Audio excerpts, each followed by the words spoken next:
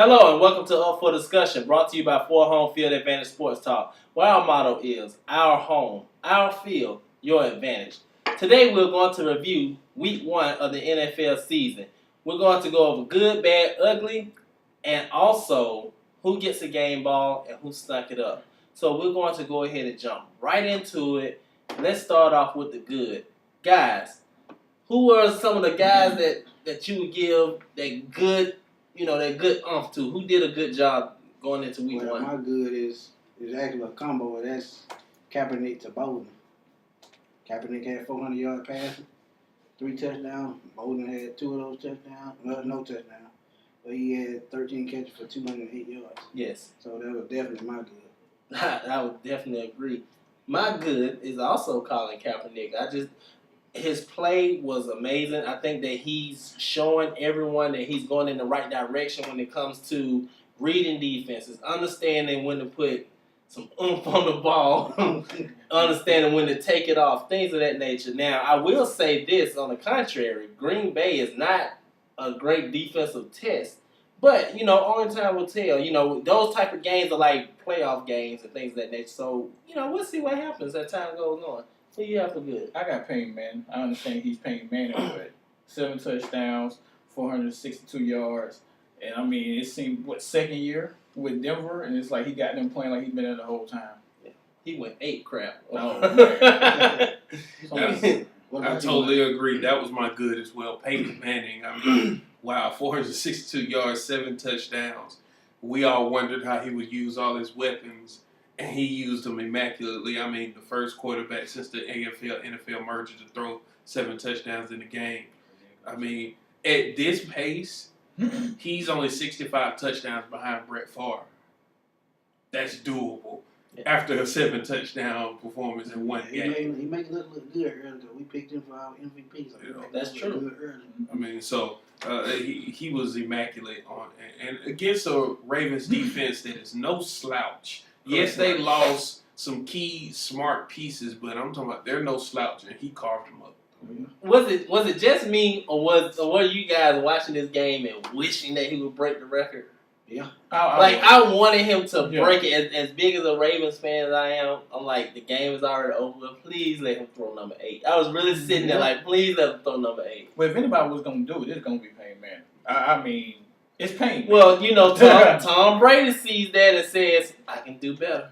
You right. Absolutely. Right. I was on the opposite end. I actually wanted to see the Ravens take that as, what would Ray Lewis and Ed Reed do if they was here? Because if that was happening to Ray Lewis and Ed Reed, they would start hitting everything that moves, making plays, so you don't get nowhere near the. Oh, yeah. So I was waiting to see if that would happen. That didn't happen. But then again, we're talking about Peyton Manning. Do you think? Let me ask y'all a question. Do you think Peyton Manning called Tom Brady to thank him for Wes Welker? That's my. Well, he has to thank Kraft in the front office because they're trying to just thank everybody. Well, I think if Ray Lewis was there, I think he would have been upset and he would have ascended to heaven. All right. We got the good out of the way. What about the bad? I got little brother. Yeah. I mean, keeping it in the family. Hey, 3 interceptions. I even got his homeboy David Wilson. What was that about? And you know what? I picked you as my player to watch. And now you're going to be my player to watch on the bench. Because they went and got Brandon Jacobs. I'm so disappointed in you. Oh, my goodness. Oh, my God. They have turned back the hands of time. Oh, one more thing. Overrated. Brandon, I got you. All right. Well, my bad, and I love this guy, but Cam Newton was shut down by the Seattle Seahawks defense. It's the Seahawks. But the reason why I picked it as my bad is because this team is that itch he can't scratch. They have held him to the 2 lowest totals of his career as far as passing is concerned. And he can't get over that hump when it comes to Seattle. Eventually, to become an elite quarterback, which he's heading in the right direction, he has to learn how to get over that hump. That's why I picked it as my bad. I mean, that doesn't mean that he's a bad player. It's just that this is just a bad moment for him. And to me, I didn't get to watch the post-game interview or whatnot. I don't know if he was slumped over. I don't know if he was saying, I don't know, you asked me, to get a suggestion box. I don't know if he did any of that stuff, but hopefully he learns from this and moves on, and hopefully next week he can be my good. I guess I don't know. Well, my bad come from his team, them old Cleveland Browns.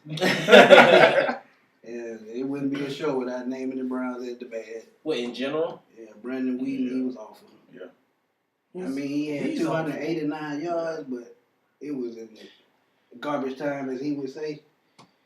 289, 1 touchdown, 3 interceptions, 26 for 53, which is a point over 50%.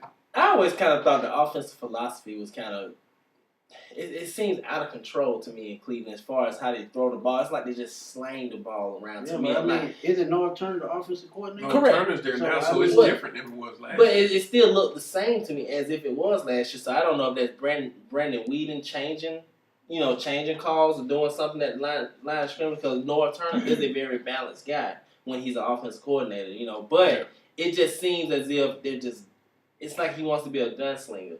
And, I mean, he's bringing a pea shooter to a gunfight. Yeah. To me, that's the way it seems. True. My bad was the Atlanta Falcons offensive line. You have a $100 million Cadillac Seville sitting in a paper gate. I mean, it was horrible. The offensive line was a I turnstile. can make it worse than that. You got a Bugatti sitting right in the middle of Bankhead.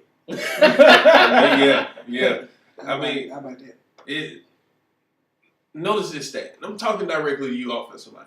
Out of 42 dropbacks, Matt Ryan saw pressure 20 times. Sound like Joe. Last in the league. When he has no pressure, he went 17 for 21 with 2 touchdowns. When he did have pressure, 8 for 17 with an interception and 3 sacks. Granted, the interception, I'm not counting that because that was a last ditch effort. But you guys have to protect Matt Ryan, because even though you didn't protect him, Matt Ryan still carved up this defense. Mm-hmm. If you had protected him a little bit, I think that they would have put up another 2 touchdowns. Outcome would have been totally different. So the Atlanta Falcons offensive line, it was a worry in the offseason. It was a worry during preseason. It's become a worry now. They ain't gonna go stop. Well, I think a cure is coming to town. I really think that the Rams. I just think that the Atlanta Falcons, for what they've been through these past couple of years, are a way more confident bunch as opposed to the Rams. I know the Rams have talent, but I just think that the confidence level that the Falcons have should set them on the right course. Now, if they lose this game, I'm not pushing the panic button, but I do sense trouble if they lose this game coming up this Sunday. Yeah, you got reason. Well, definitely that right side of the offensive line was looking like Fat Joe in the lean back video. I mean, it looked like Roy Jones. Even Roy Jones was forced to lean back. Hey, y'all must have forgot. I mean, it wasn't just him. It was Sam Baker. Oh, yeah. They both act like they had never seen a speed rush before. Mm-hmm. So it was just dreadful. And last year, this offensive line got off to a rough start, and then fortunately we had Todd McClure there that was able to say, "Hey, y'all need to shape up." Mm-hmm. They actually got it together, became more of a unit. Second-year player now. Yeah, I'm hoping that some way this team is able to rally and become more of a team. And yes, you was in the Superdome with a bunch of noise, so I know you couldn't really communicate. But I expect to see better than 20 pressures out of 42 dropbacks. That's horrible. Mm-hmm. Agreed. So we've discussed the bad. What are you guys ugly? My ugly got to do with David Wilson, who we talked about. Oh, wow. 7 carries and 2 fumbles. Can't do it. Can't go on Twitter talking about responding to what people got to say. You got to block it out. Right. Move to the next game. Agreed. Keep your head on the street. He got to understand he's not playing Twister. No. That's what the problem is. I mean, I don't know what's going on. And he has to understand that his seat is smoking hot. Yeah. If you're signing Brandon Jacobs. Jacobs. And this is someone that Copeland don't like. He's not. Copeland is not a Brandon Jacobs fan. This is more so, I need to protect Eli.